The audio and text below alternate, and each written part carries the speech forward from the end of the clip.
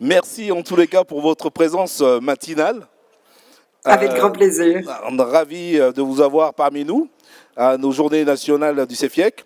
Donc, je vous présente et après, je vous laisse la parole. Parfait.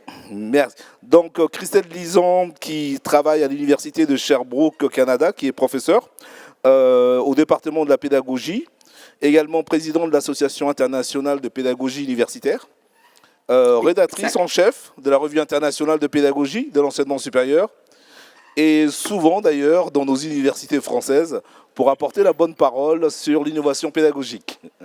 Je vous laisse la parole, Madame Lison. Merci beaucoup. Merci pour l'invitation. Puis j'aurais vraiment aimé être des vôtres de l'autre côté, mais voilà, ça s'organise. Donc on va être à deux voix. Oui. Vous allez avoir mes diapositives qui vont se diffuser au fur et à mesure. Donc merci Benoît qui va suivre mon discours au fur et à mesure. Donc, on a préparé cette idée autour des innovations pédagogiques comme étant un moyen pour apprendre à travailler ensemble. Donc, si on passe à la diapositive suivante, la première question qu'on peut se poser, évidemment, quand on se parle d'innovation, c'est innover, c'est quoi? Parce que c'est un mot qu'on utilise tout le temps, mais qu'est-ce que ça veut dire exactement? Donc, Benoît, je vous invite à passer à la diapositive suivante pour qu'on rentre pleinement dans le cœur de la question. Innover, c'est quand même la vraie question, hein. Je vous le disais, c'est un mot qu'on utilise beaucoup, c'est un mot que les universités, les entreprises, les milieux professionnels vont utiliser, mais de quoi est-il question? Alors, à la diapositive suivante, je vous propose quelques éléments de réponse. Donc, un petit clic pour découvrir que la première chose, c'est que si on le regarde dans la littérature, c'est un concept qui initialement était vraiment vu comme un concept un petit peu maléfique, hein, si on remonte aux origines notamment religieuses de la question du concept, alors qu'il est aujourd'hui un concept adorable dans le sens d'adorer. C'est populaire de parler d'innovation. Alors, si vous regardez un petit clic pour voir que c'est un concept qui est un concept de sens commun, mais qui, dans la littérature, au niveau des sciences de l'éducation, mais aussi d'autres disciplines, hein, les sciences de la gestion notamment, est un concept scientifique. Puis c'est sous cet angle-là que je vais essayer de le regarder avec vous, dans un aspect scientifique, pour le voir du point de vue de l'enseignement et de l'apprentissage. Alors, l'innovation, c'est une destruction créatrice, disait Schumpeter. C'est souvent un élément d'ailleurs qui fait peur aux équipes pédagogiques, cette idée qu'on va détruire ce qu'il existe pour aller vers autre chose. Par contre, moi, ce que je veux vous amener comme idée, c'est que c'est surtout d'un concept à un processus. Ce processus, c'est celui qu'on va nommer la dynamique innovationnelle. Vous le voyez, c'est donc un processus en cours de cheminement. C'est quelque chose qui n'est pas une fin, l'innovation, mais qui est un moyen. Et ça, c'est un des messages, Benoît, si tu peux l'afficher, que je voudrais que vous gardiez aujourd'hui. C'est vraiment cette idée importante pour moi, puis je pense pour vous dans vos espaces de formation. Hein, j'ai regardé ce que vous avez fait hier, ce que vous faites aujourd'hui, ce que vous allez aussi avoir demain au programme. Cette idée qu'innover, c'est vraiment un moyen, c'est un levier, c'est une occasion en fait de travailler ensemble pour pouvoir avoir des résultats. Et si on le regarde dans ce quoi, j'aimerais différencier l'innovation finalement de ces autres concepts. Alors, Benoît, si tu peux me l'afficher, dans toute innovation, on a un état initial.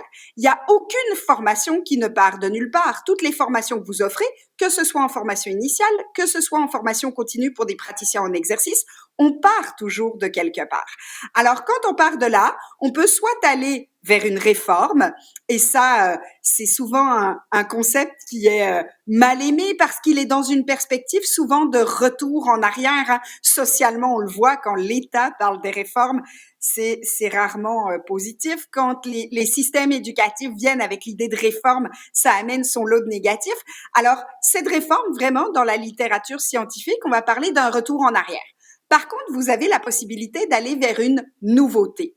Cette nouveauté, c'est souvent cette idée d'adorable dont je vous parlais tout à l'heure, qui va se décliner essentiellement sur deux possibilités. D'une part, la novation, qui est un concept vraiment d'une nouveauté au sens de la création.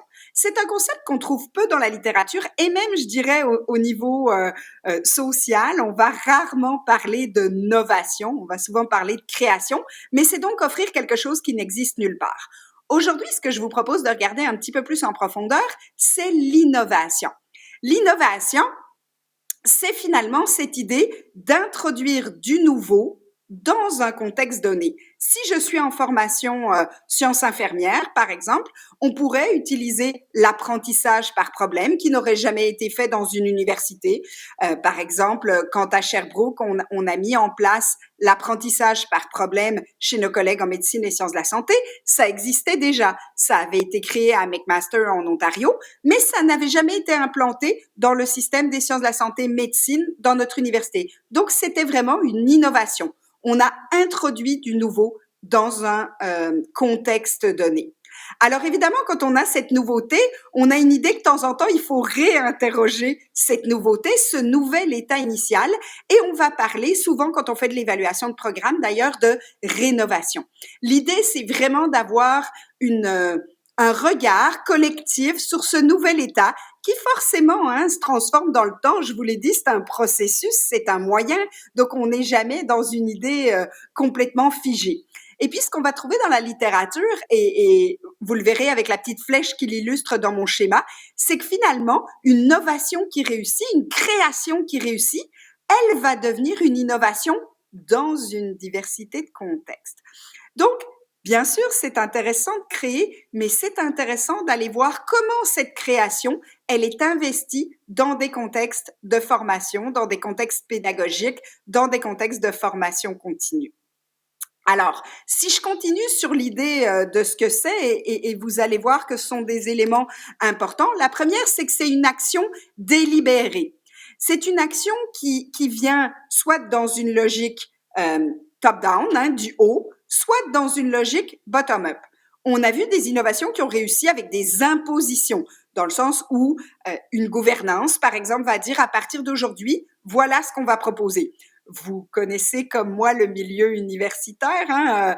Nos collègues anglophones ont une belle citation pour dire que souvent les gens dans les universités, les profs d'université, on est un peu comme un troupeau de chats. C'est pas facile de nous imposer des choses. On est très indépendants, mais ce sont des innovations qui réussissent. Les innovations qui viennent de la base viennent souvent de collègues qui, à un moment donné, se disent bon, ben moi, je pense qu'on a du chemin à faire.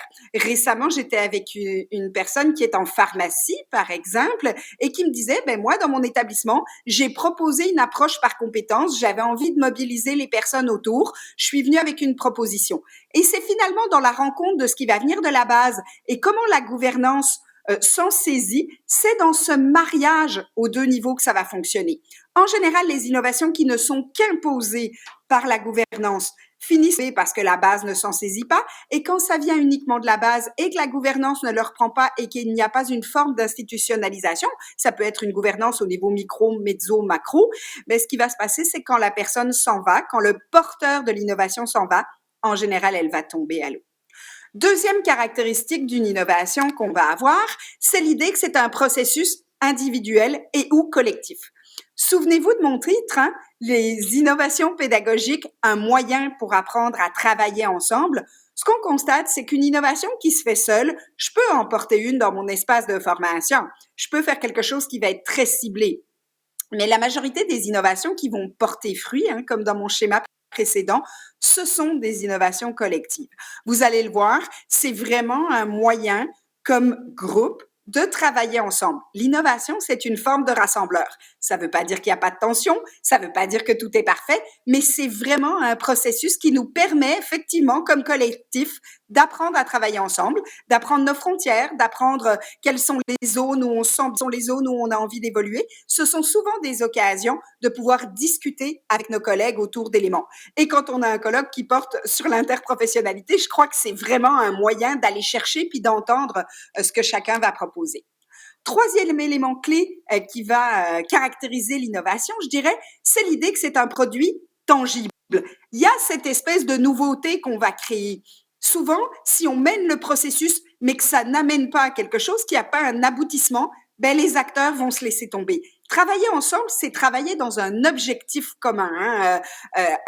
Un philosophe qui s'appelle Cédric Paternotte, il dit ça. Si on veut collaborer ensemble, coopérer, faut qu'on ait un objectif commun, faut qu'on se donne les moyens d'y aller, puis faut que ça aboutisse à quelque chose. Si on reste seulement au niveau du processus, là, il y a peu de chances qu'on engage les acteurs et surtout, on va avoir un essoufflement qui va se produire. Donc, il faut qu'on ait ce produit tangible.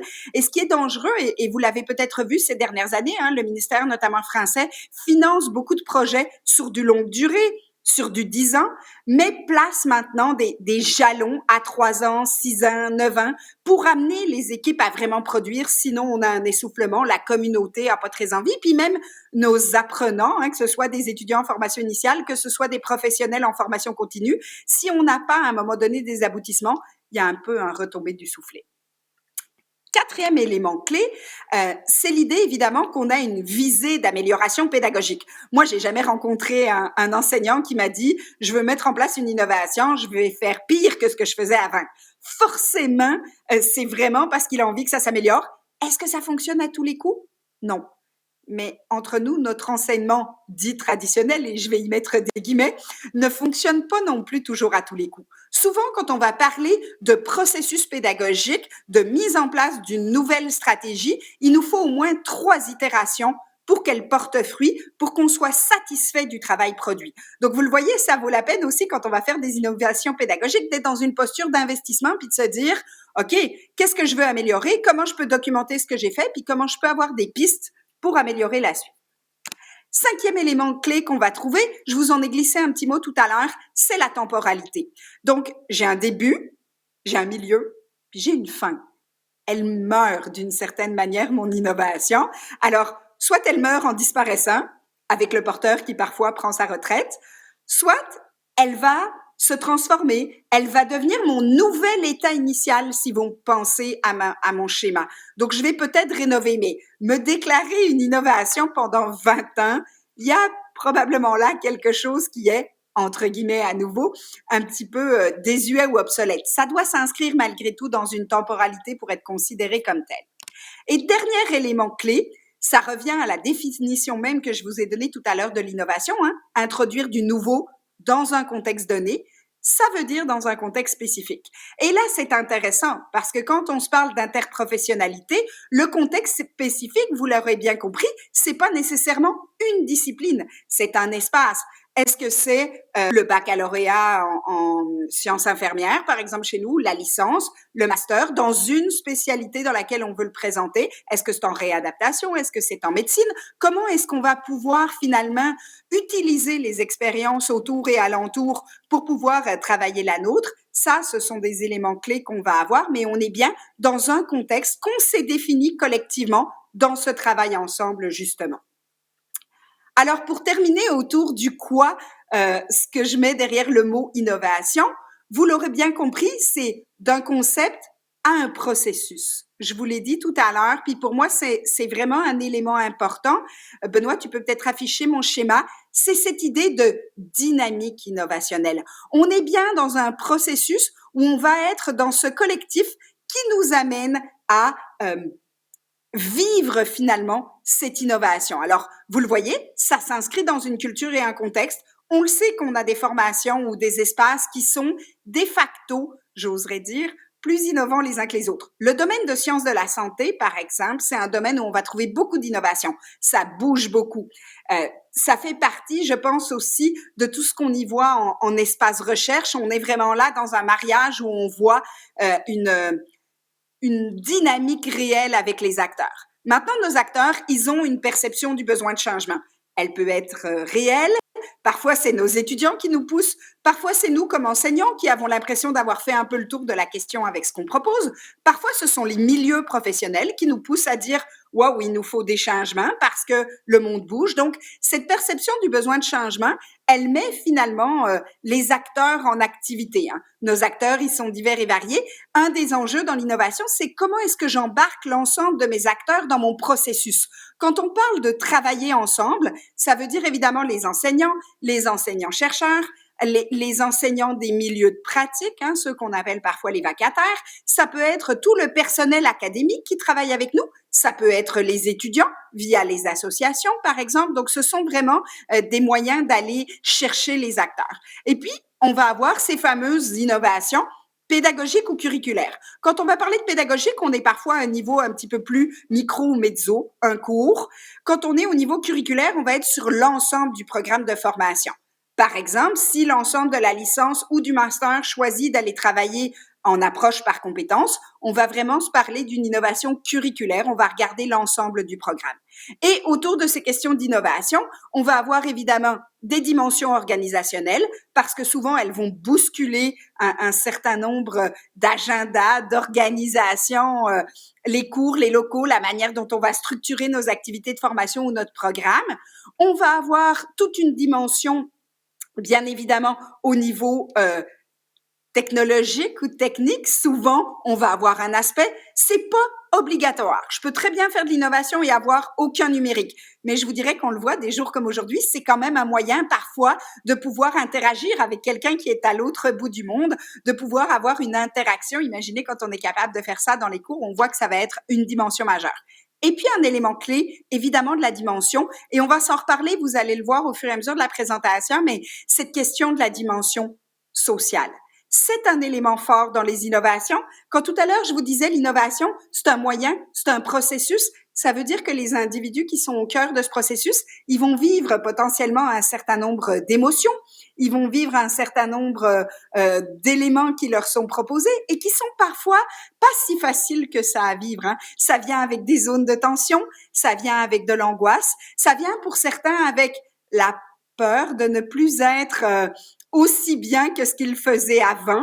On se met en danger aussi parfois quand on fait des innovations. Un peu, je suis arrivée quelques minutes avant que vous partiez en pause et je voyais les deux demoiselles qui faisaient leur spectacle. C'est un moment où on se met en danger, on se met devant autrui, puis on ne sait pas comment autrui va parfois vivre ou ressentir ce qu'on lui propose. Donc, ce sont vraiment des activités où on va oser faire le pas. Alors, maintenant que je vous ai positionné ce que c'était, je vous propose de vous poser une question pour continuer dans le travail. Donc, Benoît, si tu peux m'afficher la suivante, merci beaucoup. La question qu'on peut se poser, c'est mais pourquoi il faut innover? Et c'est parfois une question qui peut nous sembler délicate parce que vous et moi, on a potentiellement réussi dans le système. On a réussi avec et malgré le système parfois. Alors, on peut se poser cette question de pourquoi est-ce qu'on devrait changer nos pratiques? Pourquoi est-ce qu'on doit bousculer ce qu'on fait? On va essayer de regarder ensemble quelques arguments clés qui peuvent parfois être présentés à nos collègues qui bougent un petit peu moins. Alors, c'est sûr, quand vous participez à des journées nationales comme ce que vous allez faire tout au long de ces journées, vous êtes probablement déjà des acteurs avec un certain intérêt dans l'idée de bouger, mais ça nous offre parfois quelques arguments pour nos collectifs. Alors, un des éléments clés que vous allez voir apparaître, c'est l'idée que l'enseignement supérieur, au sens large du terme, est en mouvement. C'est effectivement une évolution. Donc, Benoît, tu peux cliquer sur l'évolution du rôle de l'université au cœur de nos établissements.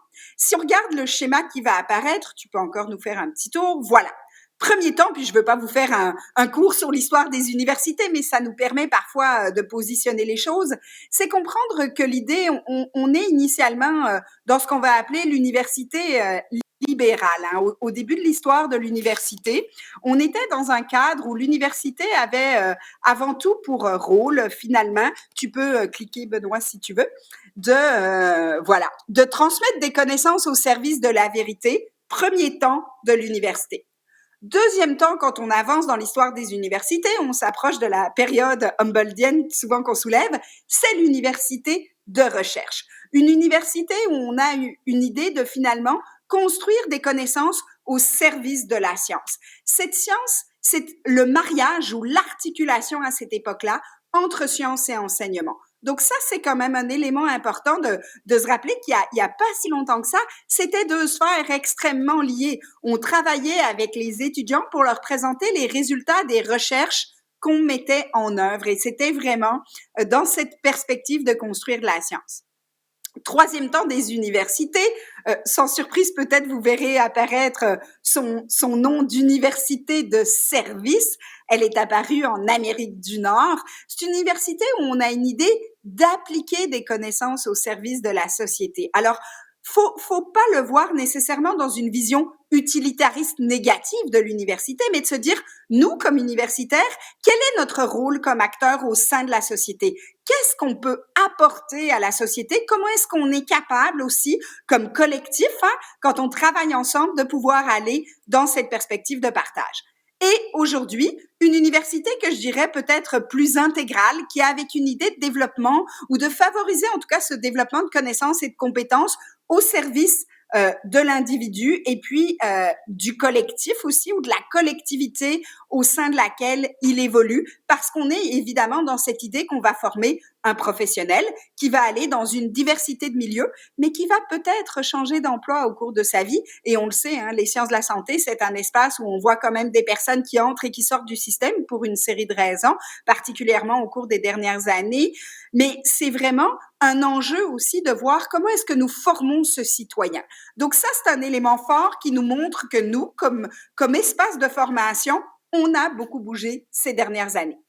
Deuxième élément qu'on pourrait présenter à nos collègues, tu peux avoir cette idée qui apparaît, l'idée d'une forme de pression institutionnelle.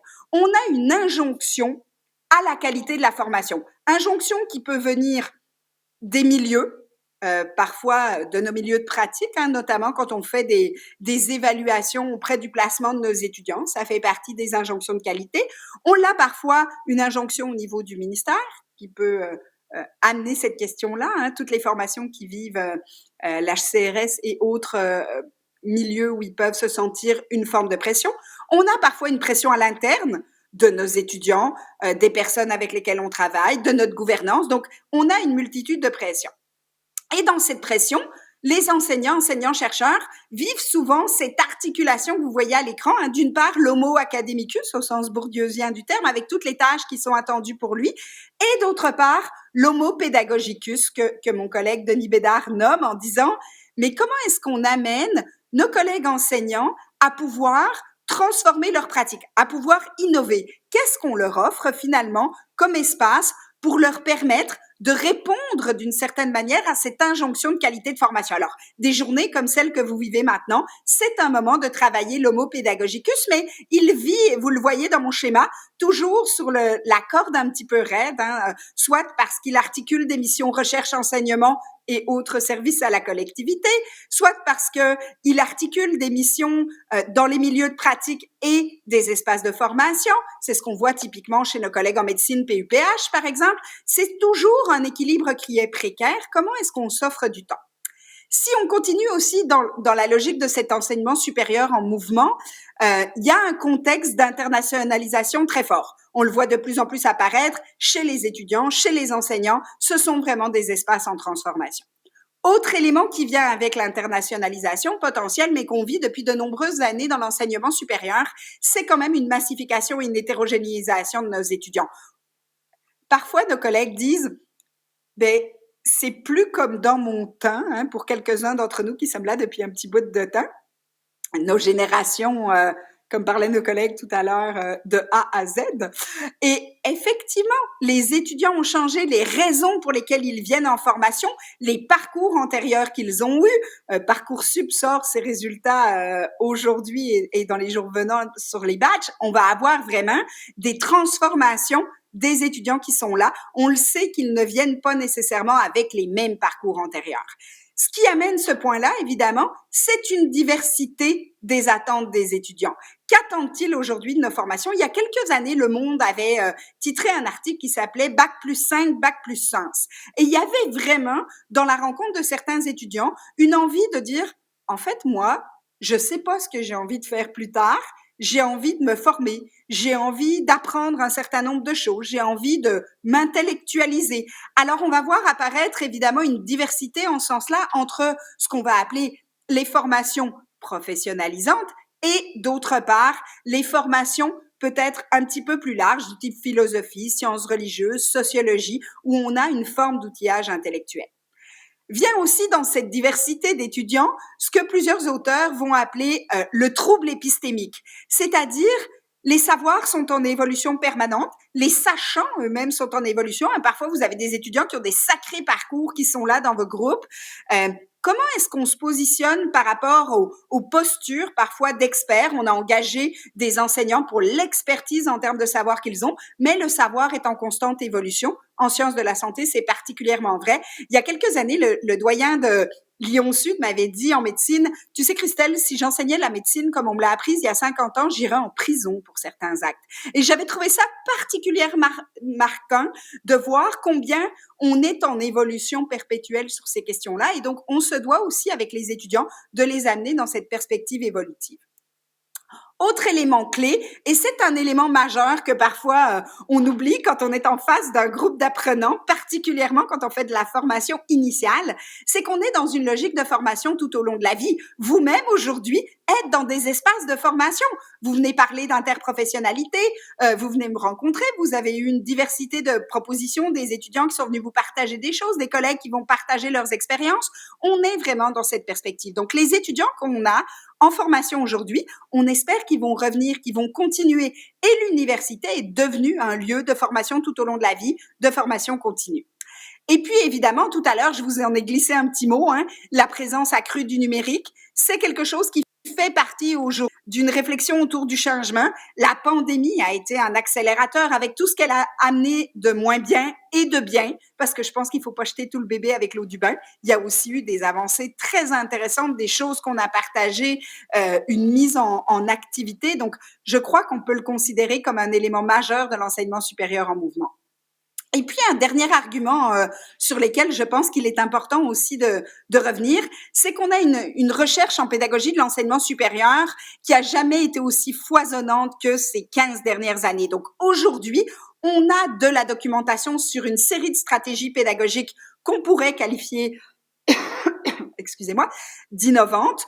Donc, je pense qu'il faut s'en inspirer. Il faut pouvoir se faire accompagner. Il faut aller chercher dans les milieux des choses qui peuvent nous donner du jus pour transformer nos espaces de formation. Ça me paraît un essentiel quand on parle de mouvement en pédagogie de l'enseignement supérieur. Là, je vous en ai parlé évidemment dans le gros espace plus presque sociologique de l'enseignement supérieur.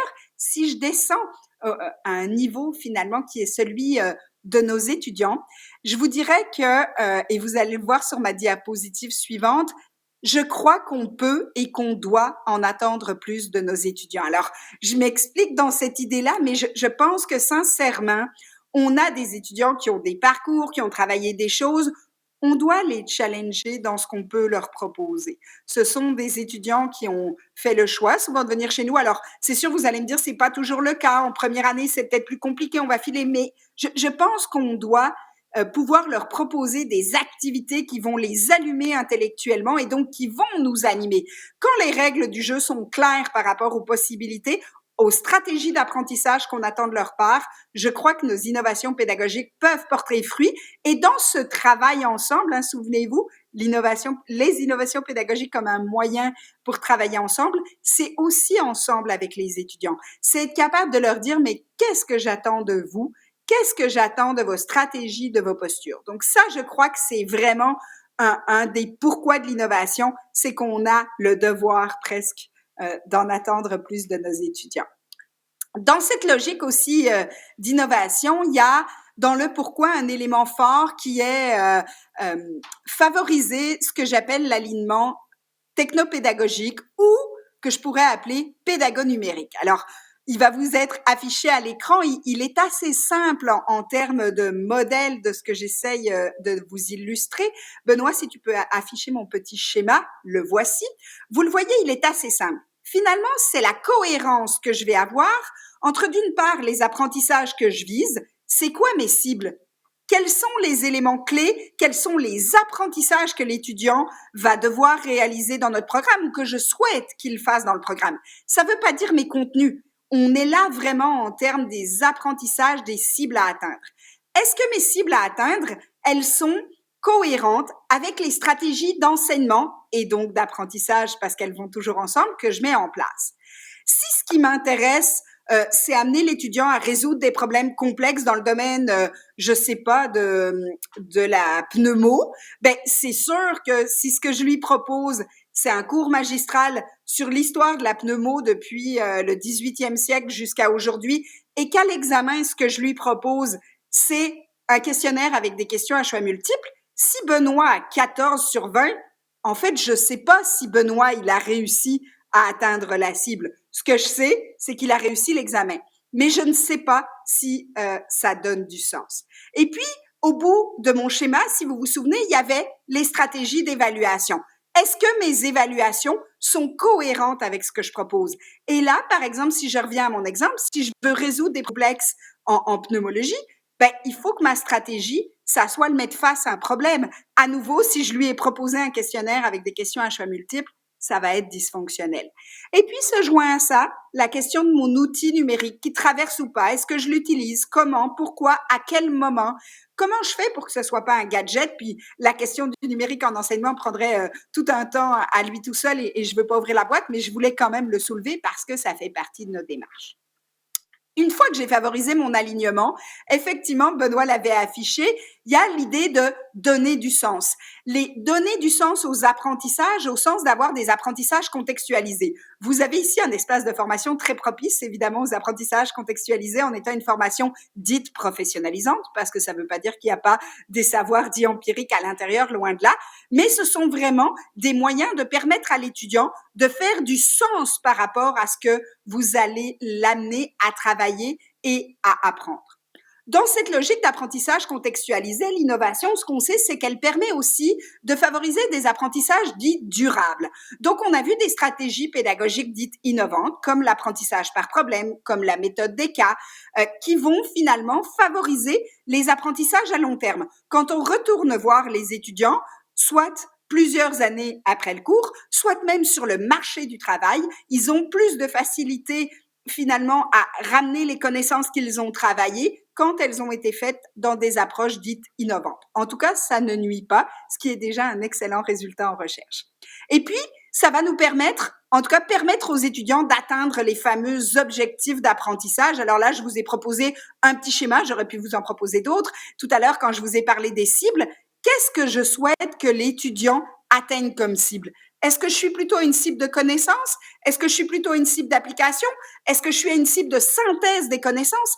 Évidemment, on va y aller souvent graduellement en fonction du parcours des étudiants, des connaissances antérieures qui se mettent en place, mais l'innovation, elle va me permettre finalement de faire le choix aussi de ce que j'ai envie que l'étudiant soit capable de faire à l'issue de mon cours. Et quand je dis de faire, ça peut être une maîtrise de certaines connaissances, ça peut être de l'application de certaines techniques ou de savoir-être même, ça peut être de la synthèse au niveau de faire le choix, pensons à un diagnostic ou aux soins qui pourraient être donnés. Je pense à des étudiants qui travaillent par exemple autour des troubles musculo-squelettiques où l'idée c'est du diagnostic jusqu'à une forme de soins proposés aux patients. Donc, on voit bien qu'on ne va pas utiliser nécessairement les mêmes stratégies pédagogiques dépendamment de notre cible.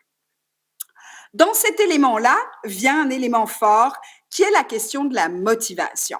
Et je vous ai mis un modèle, puis je pourrais vous laisser l'accès à mes diapositives pour les personnes qui seraient intéressées. J'ai choisi celui de Roland Viau parce qu'il est très pragmatique, mais on sait que les approches pédagogiques innovantes, elles font souvent appel à une motivation de l'étudiant. Elle l'amène à devenir un acteur, c'est-à-dire à dire, mais quelle est la perception de la valeur de l'activité à laquelle je participe? Pourquoi est-ce que c'est important pour moi? Comment est-ce que ça me parle finalement? Pourquoi est-ce que c'est pertinent? Elle va toucher des éléments autour de la perception de la compétence, c'est-à-dire est-ce que je suis capable de le réaliser? Ça va souvent être dans les démarches qu'on va motiver l'étudiant à travers ce qu'on va appeler un défi raisonnable. Et puis, est-ce que j'ai du contrôle sur l'activité? On sait que c'est un des éléments qui motive les étudiants. Si vous faites du travail en équipe, le fait de choisir, par exemple, le binôme ou le trinôme avec lequel je vais travailler, ça motive les étudiants. Ça peut être sur le choix du format pour rendre un rendu de travail. Ça peut être le choix de la thématique à mettre au travail. Il y a une diversité. Ce qu'on sait, c'est que la motivation, elle va influer sur deux manifestations. L'engagement de l'étudiant dans le cours, dans ses études, dans le programme de formation, et sa persévérance. Persévérer, c'est face à une problématique que je peux vivre, ça peut être une problématique personnelle, ça peut être un échec à une première évaluation, ça peut être une difficulté majeure, ça peut être tous les éléments qui vont être de l'ordre de la difficulté à persévérer. Est-ce que je vais persévérer? Si j'ai pas eu d'engagement, il y a peu de chances que je persévère. On le voit avec les étudiants qui font des abandons, évidemment, dans leur programme. Et puis, ça m'amène à dire, ben, si j'ai une motivation qui va entraîner de l'engagement et de la persévérance, en général, on va voir des traces d'apprentissage et potentiellement d'IVIO de réussite. Vous remarquerez, apprentissage et réussite sont pas synonymes. Hein? Vous avez certainement déjà appris plein de choses dans des endroits où vous avez absolument pas réussi. Et au contraire, vous avez peut-être réussi à l'école certains examens ou certaines matières pour lesquelles vous n'avez rien appris. Ça fait partie de nos démarches. Donc, l'innovation pédagogique, c'est vraiment un moyen de motiver les étudiants et donc de repenser notre enseignement. Et puis, autre élément important autour de cette question-là, sur repenser l'enseignement, justement, Benoît, si tu peux m'afficher la suivante, c'est aussi d'amener nos étudiants à collaborer plutôt qu'à compétitionner. On l'a remarqué, les recherches nous démontrent que dans les programmes qui mettent en œuvre des stratégies innovantes, même dans les programmes à forte compétition, médecine, sciences de la santé, c'est l'un des milieux où on sent la compétition, par exemple, les étudiants vont être plutôt en mode collaboratif. Et dans ce travailler ensemble, je vous parle des étudiants, je vous parle des enseignants, enseignants-chercheurs, évidemment, praticiens, toutes ces personnes qui peuvent collaborer pour rendre les innovations plus vivantes. Avec l'innovation aussi, dans le repense de notre enseignement, on aide les étudiants à être plus autonomes. On sait que les démarches innovantes, elles les amènent à prendre un peu plus de lead, à être un acteur, à vraiment s'investir dans ce qu'ils vont proposer. Donc, ça fait partie de la démarche qui vient avec les innovations, cette autonomie. Et puis, et je pense que c'est un élément important pour nous, évidemment, dans nos approches, c'est de préparer les étudiants à exercer un emploi qui n'existe pas encore. Honnêtement, on l'a vu avec la transformation de la société, la transformation des métiers, la transformation des milieux. On a aujourd'hui des métiers qui n'existent pas encore et pour lesquels on prépare nos étudiants d'une manière ou d'une autre. Dans cette fameuse université dite intégrale dont je vous parlais tout à l'heure, c'est vraiment le développement de ces connaissances et compétences qui vont exercer dans des contextes qui sont fort probablement très différents de ce qu'on a nous-mêmes vécu. Donc ça, c'est mes arguments pour le pourquoi. Alors évidemment, là, je vous emmène maintenant à dire, c'est bien, je sais ce que c'est, je sais pourquoi je le fais, mais maintenant, comment je le fais? Alors, c'est la question. Quel est le plan? Qu'est-ce qu'on va mettre en place? Comment est-ce qu'on va parvenir à avoir quelques éléments clés pour se donner du jus? Alors, première chose, c'est de mettre en place les conditions gagnantes et vous allez voir, je vais vous les présenter une par une. Première condition, évidemment, c'est d'y croire. Si vous-même, vous ne croyez pas au fait que cette innovation que vous souhaitez mettre en place, elle est pertinente, elle va mieux permettre d'atteindre les cibles, elle va motiver les étudiants, elle va les emmener à développer des connaissances et des compétences qui sont de haut niveau cognitif, ça marchera pas. Donc ça, c'est extrêmement important. Ne faites pas quelque chose auquel vous croyez pas. Alors, ça veut pas dire ne bougez pas, parce que des formes d'innovation, il y a plein de possibilités, mais justement, vous pouvez en trouver qui vont s'adapter à votre contexte, qui vont s'adapter à votre discipline, qui vont s'adapter à l'interdisciplinaire ou l'interprofessionnalité, qui vont s'adapter à vous dans votre personnalité. On est évidemment des personnes au cœur du processus. Deuxième élément clé, tu peux en descendre deux, Benoît, c'est, merci beaucoup, oui, tu peux toutes les afficher, il n'y a pas d'enjeu, c'est d'accepter de changer de posture. Parce qu'effectivement, quand on est dans un processus innovant, on n'est plus complètement dans cette posture de l'expert que je porte aujourd'hui, par exemple. Là, je vous fais un discours très magistro-centré, très transfert d'informations. Quand je suis avec des groupes d'étudiants, moi, dans la vraie vie, j'enseigne la pédagogie aux profs d'université, pour tout vous dire, et aux acteurs, conseillers pédagogiques ou des entreprises qui s'intéressent à la question du développement dit au postsecondaire. Faut accepter de changer de posture. Faut accepter de ne plus être nécessairement au centre ou pas tout le temps, d'avoir des éléments où ça prend de la place en classe, ça discute, ça parle, ça fait du bruit, ça fait partie de la game de l'innovation. Ça veut dire aussi accepter de se laisser déstabiliser, accepter que ce que le collègue me propose, c'est pas exactement ce à quoi j'avais pensé. Accepter que, tiens, un étudiant me dit ça, comment est-ce que je réagis? Est-ce que je dois réagir tout de suite maintenant? Comment je fais appel au groupe pour y arriver? Ça fait partie des éléments. Si vous n'êtes pas prêt à vous laisser déstabiliser, il y a peu de chances que vous soyez prêt à aller dans un processus d'innovation. Dans ce même processus, il y a une acceptation aussi, vous la voyez en bas au milieu, accepter que le système puisse être amélioré.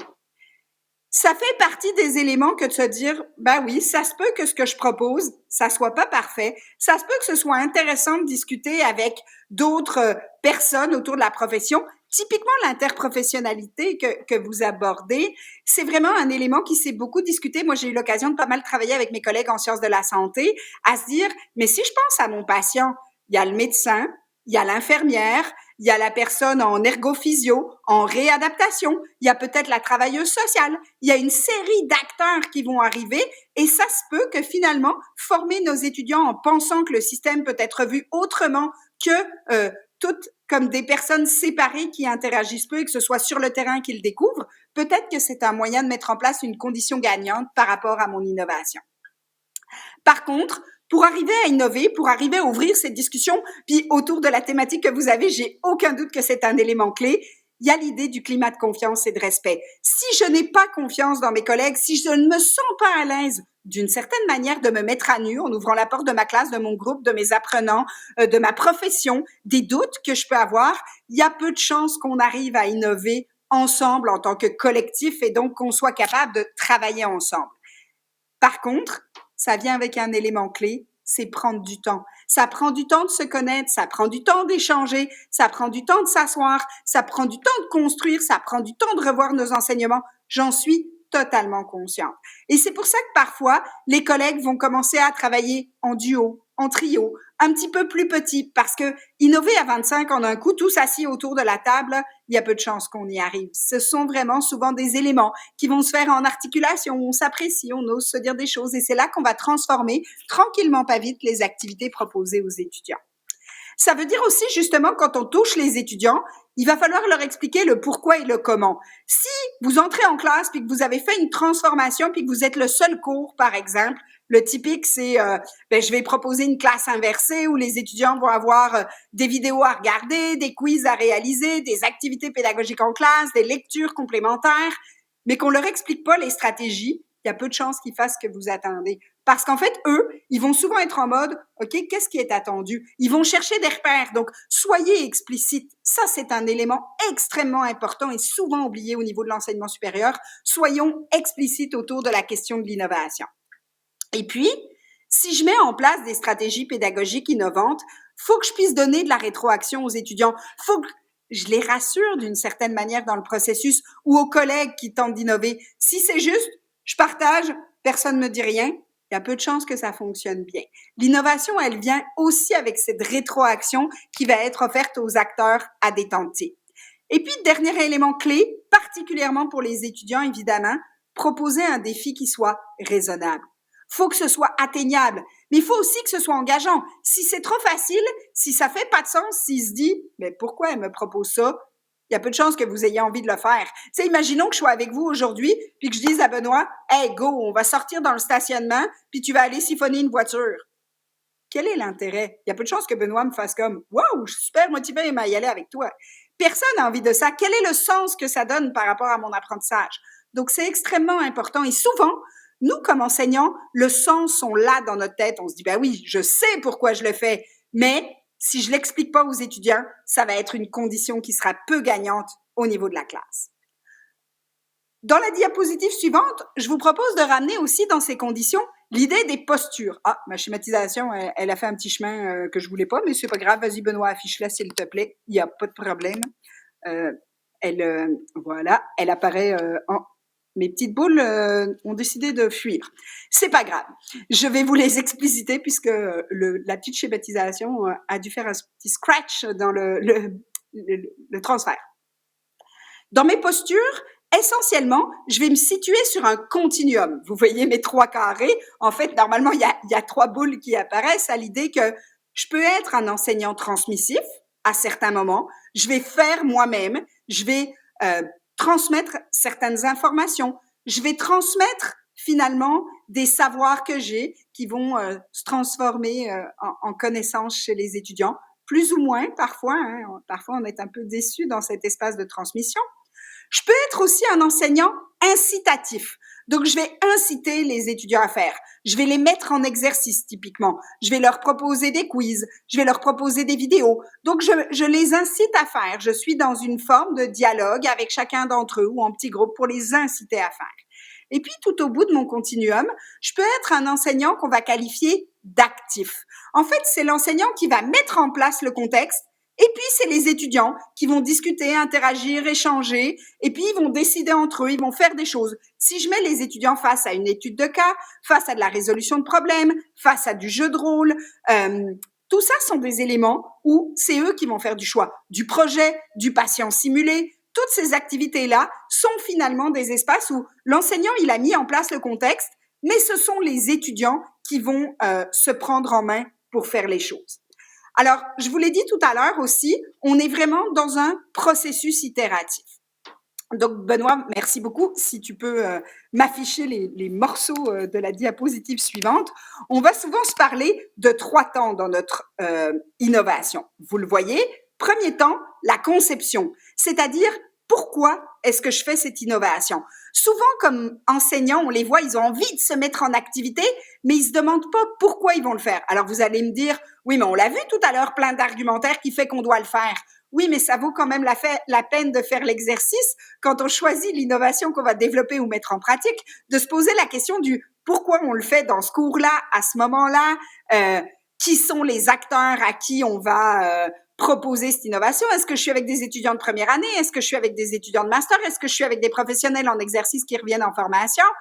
C'est quoi les leviers que je vais avoir pour le faire dans ma conception? Est-ce que j'ai un collègue qui a déjà travaillé, mais peut-être dans une autre discipline avec lequel je voudrais partager?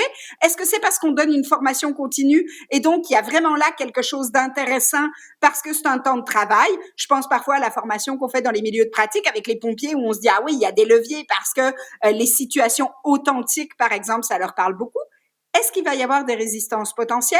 Des étudiants, des personnels, des collègues, de ma gouvernance, de la manière dont je peux l'organiser, ce sont des éléments à considérer avant de se lancer dans l'exercice. Une fois que j'ai conçu mon innovation, je vais aller l'implanter, je vais aller la mettre en place. Donc, à quel moment je le fais? Est-ce qu'il y a des temps particuliers? Dans quel temps? Tout à l'heure, je vous ai parlé de la temporalité. Comment je le fais? Qui joue quel rôle? Est-ce que j'amène des collègues? Qu'est-ce que j'attends des étudiants? Comment est-ce que je fais? Et puis, vous le voyez, mon dernier petit mot en dessous de l'implantation, c'est adaptation. Il y en aura forcément entre la conception que j'avais imaginée tout seul dans mon petit carnet de notes sur mon papier et quand je suis en classe. Ben forcément, parce qu'en classe, il y a des impondérables. Il y a des apprenants qui sont pas là, il y en a qui sont là, il y a peut-être une alarme incendie qui va se déclencher, j'ai moins de temps que prévu, finalement je suis malade ce jour-là, je peux pas assurer la manière dont je l'ai prévu, donc forcément, mon innovation ne sera jamais la même que celle que j'avais prévue. Ça fait partie de la game. Ça amène des frustrations parfois, mais ça fait partie de la game. Et puis, je vais devoir évaluer ce que j'ai proposé. C'est-à-dire, est-ce que les retombées sont à la hauteur de ce que j'ai fait? Est-ce que finalement, moi, ce que je voulais, par exemple, c'est améliorer la motivation des étudiants ou les amener à lire avant de venir en classe? Est-ce que j'ai réussi à atteindre les cibles que j'avais? Et mes retombées, elles sont pas toujours évidemment les mêmes que ce que j'imaginais. Je vous donne un exemple concret. Il y a quelques années, une collègue en notariat, droit notarial, qui donnait un cours à des personnes en développement durable, des personnes praticiennes en exercice qui pouvaient être soit dans des organismes sans but lucratif, soit dans des mairies, soit dans des entreprises et qui avaient en charge la question du développement durable, venaient se former en formation continue. C'était donc un master sur ces questions-là. Elle enseignait le droit de l'environnement ça faisait pas beaucoup triper les personnes. Et puis, elle avait vraiment du mal à les mobiliser. Alors, un jour, elle a choisi de mettre en place, à la suite d'un travail, elle et moi, ce qu'on appelle la méthode des cas. Donc, elle a mis les étudiants en activité autour de cas. Et puis, elle m'appelle le lendemain de l'activité en me disant, ça a pas du tout marché ton truc, c'était le bazar, les étudiants parlaient dans tous les sens, je suis sûre qu'ils ont rien compris des contenus, ça a pas marché. Elle était très frustrée. Quelques semaines plus tard, elle reçoit l'évaluation de l'enseignement par les étudiants. Donc, il y avait eu un petit questionnaire. Et là, elle me rappelle en me disant, ben, tu vas pas me croire, les étudiants sont contents. Eux, ils avaient soulevé beaucoup plus dynamique. On a vu des cas authentiques. On a pu prendre une posture d'expert et se poser des vraies questions. Donc, elle, tout ce qu'elle avait vu de son organisation, c'était pas du tout ce que les étudiants avaient vu. Et donc là, quand j'ai dit, mais c'est quoi les suites de ce qu'on va se donner? Comment tu peux réguler les aspects organisationnels qui, toi, peut-être t'amènent une angoisse, mais sont très positifs vis-à-vis des étudiants. Donc, il faut aussi être capable de voir que comme acteur principal, on n'a pas toujours un processus très clair et qu'il est itératif, ce processus. Je ne suis pas dans une linéarité. Ça se peut qu'en cours de, je révise des choses qui me ramènent à retravailler ma conception, puis je fais des changements. Je suis en processus itératif. Ne pensez pas une innovation pour une seule fois, surtout si elle est pensée comme moyen de travailler ensemble collectivement. Alors, j'aimerais vous toucher un petit mot autour d'éviter les retours en arrière. Et puis, pour moi, c'est un élément important parce que c'est l'un des dangers d'une innovation. Tout à l'heure, je vous ai parlé de sa mort, mais c'est quand même un élément important. Alors, premier élément clé, restez critique. Ne partez jamais avec « oui, mais quelqu'un m'a dit ça, c'est bien, donc je vais le faire, puis c'est ça que je dois faire dans mon milieu ». Ça se peut que ça soit pas l'innovation qui vous convienne. Donc, Benoît, si tu peux me l'afficher. Merci.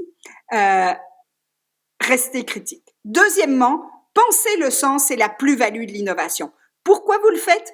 Pour qui vous le faites? C'est quoi vos cibles? Soyez vigilants là-dessus. Posez-vous la question du pourquoi avant de vous lancer. Les innovations qui réussissent mal ou qui finissent par se disparaître, elles ont souvent pas eu beaucoup de sens au niveau du pourquoi.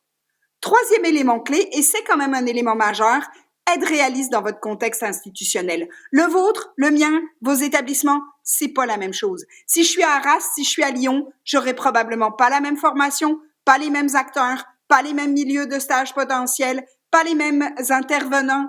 Donc, soyons aussi réalistes par rapport à ce que le contexte institutionnel peut proposer en termes de moyens humains, financiers, temporels, développement. Ça veut pas dire qu'il faut rien faire. Ça veut dire qu'il faut être réaliste pour ne pas non plus être déçu. Quatrième élément clé, accepter les questionnements. Bien sûr qu'il y a des collègues qui vont se questionner les enjeux, la légitimité que vous avez à innover, la crédibilité que vous pouvez avoir avec votre programme si vous transformez des choses par rapport à d'autres choses qui se font dans d'autres établissements. Ce sont des espaces de tension, les innovations, surtout quand elles sont pensées en collectif. Mais justement, énoncer les tensions, ça va permettre de les diminuer, ça va permettre de cibler nos zones où on va travailler comme individu et comme collectif. Autre élément clé, vivez les temps de l'innovation de manière itérative. Je viens de vous le dire, mais ne faites pas tout sur papier sans jamais en parler à aucun collègue, puis le tester, puis l'évaluer. Il y a peu de chances que ça marche bien. Il faut absolument avoir un peu de souplesse dans le processus. C'est dans le collectif que vous allez vraiment voir l'innovation pédagogique comme un moyen porteur. Et puis, dans cette innovation, on va vivre évidemment l'évaluation, évaluer le processus et le produit. Ça se peut que le produit, il n'ait pas donné ce que vous avez voulu pour plein de raisons. L'alarme incendie, les étudiants absents, vous-même qui n'étiez pas très bien dedans, ou le collègue avec qui vous deviez venir, qui n'est pas venu finalement. Mais est-ce que le processus était porteur? Est-ce qu'il y a des endroits où on peut améliorer la chose? Souvenez-vous, le mot innovation, en étant sion à la fin, il comporte à la fois cette notion de processus et de produit. Ça n'est pas qu'un produit, ça n'est pas qu'un processus. C'est vraiment dans le mariage des deux que vous allez pouvoir avoir de la donnée qui va vous permettre d'évaluer votre innovation. Et puis, un élément clé, et je le dis souvent, surtout quand on est dans des innovations collectives, c'est d'éviter les petits compromis. Quand on commence à dire « Ah, ok, toi, t'aimes pas ça, bah ok, on va pas faire ça. Ah, toi, t'aimes pas ça, on va plutôt faire ça. Ah, toi, dans l'apprentissage par problème, t'aimes pas ça. » Parce qu'au final, on dénature notre innovation initiale. C'est-à-dire qu'on se rend compte que on va jamais avoir une nouveauté. Trop de compromis, ça tue.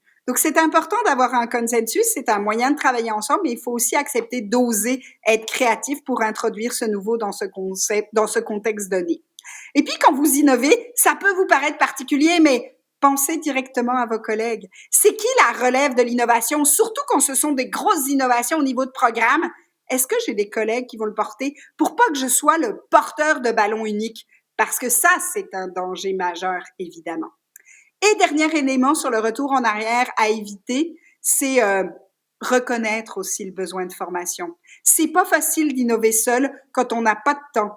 Est-ce qu'il y a des espaces d'accompagnement? Est-ce que dans vos établissements, il y a des services d'innovation à la pédagogie, des services de soutien à la formation?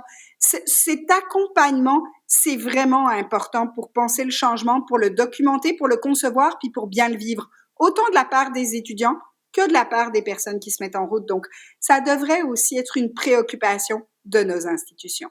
Et cette fois, vraiment, pour finir, je vous propose une petite image dans cette idée d'innover. Pensez à innover un pas à la fois. Vous le voyez sur la petite schématisation, hein? Au départ, on est très optimiste. Vous allez peut-être sortir d'ici avec plein d'idées, les partages d'expériences que vous avez vus de certains collègues en vous disant « Yes, je m'en vais avec ça, c'est super porteur ».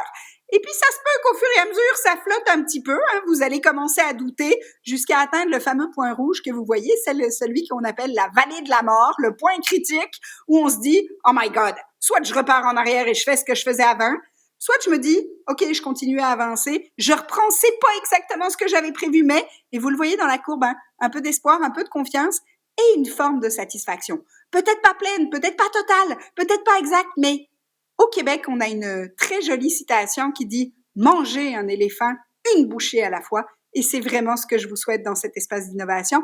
Je vous remercie beaucoup pour votre écoute de ce matin.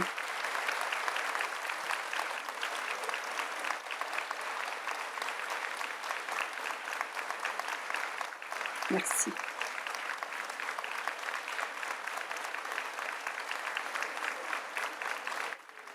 Merci beaucoup pour votre présentation très dynamique et votre partage sur cette notion d'innovation qui nous agite.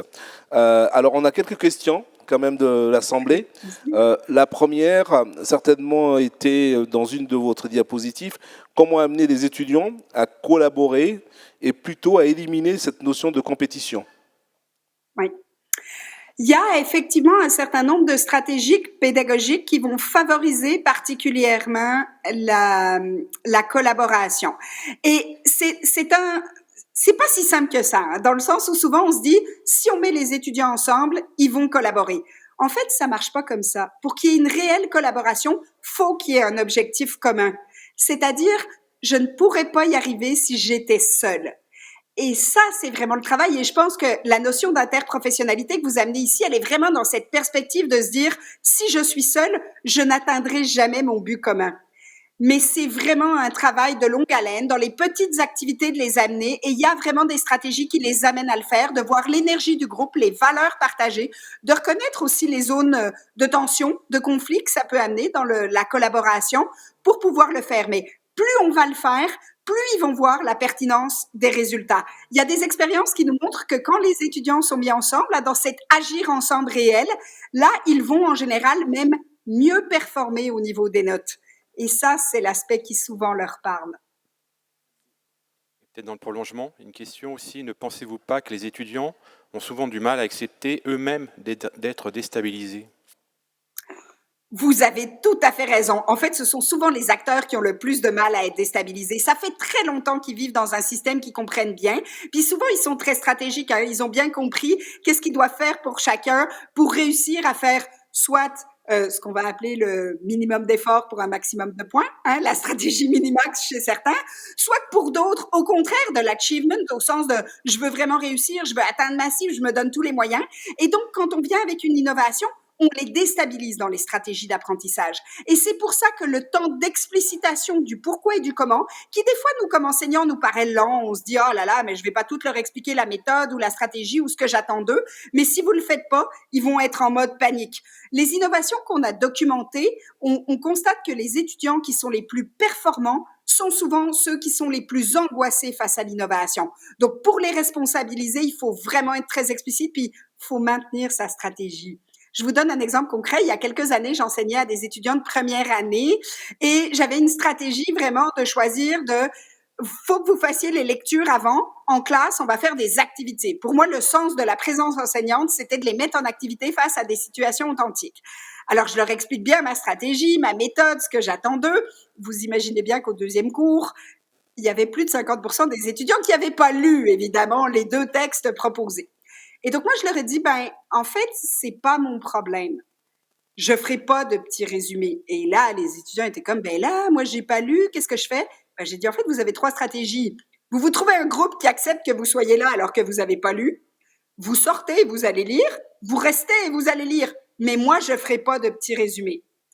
Donc, j'ai appliqué ça jusqu'à la 4e séance où à la 4e, il m'est resté une étudiante qui n'avait pas lu un texte. Puis, elle m'a dit, en fait, tu vas jamais me lâcher, hein, tu feras jamais de résumé. Puis j'ai dit non, je ferai jamais de résumé.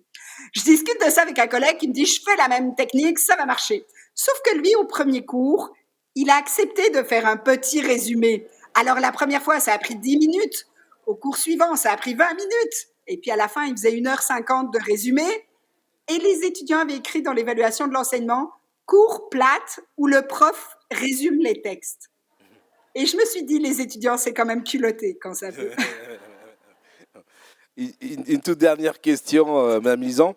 Comment aboutir à un consensus sans petit compromis?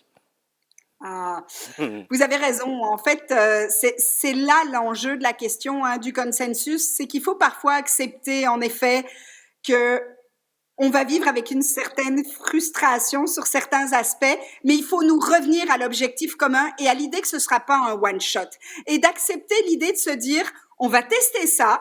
Peut-être que certains parmi nous y croient pas pleinement, mais on va le tester une première fois. Si ça marche pas, on reviendra en arrière, on fera des tests, on adaptera.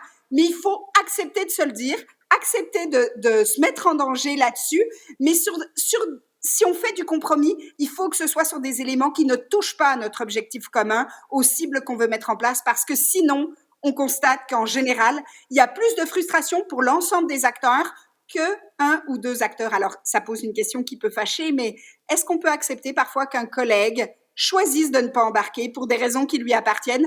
Et je crois que la réponse est oui. Moi, je ne crois pas beaucoup à la contrainte. Je crois au fait de convaincre à partir de nos stratégies, de la documentation des traces qu'on peut faire, mais ça nous prend de parfois marcher un peu sur notre ego, et c'est comme ça qu'on va avancer collectivement. Merci beaucoup, madame. Merci. Merci à vous. Merci beaucoup. On peut noter qu'au Canada, on peut être très efficace très tôt le matin. Merci beaucoup. Je vous confirme. Juste rajouter que vous trouverez les nombreuses conférences de Mme Lisan sur la toile. Il y en a beaucoup qui parlent de la pédagogie. Voilà, maintenant que vous connaissez son nom, voilà, vous pouvez y aller. Merci à vous. Merci beaucoup. Merci à vous. Je vous souhaite une excellente suite de journée nationale. Profitez-en.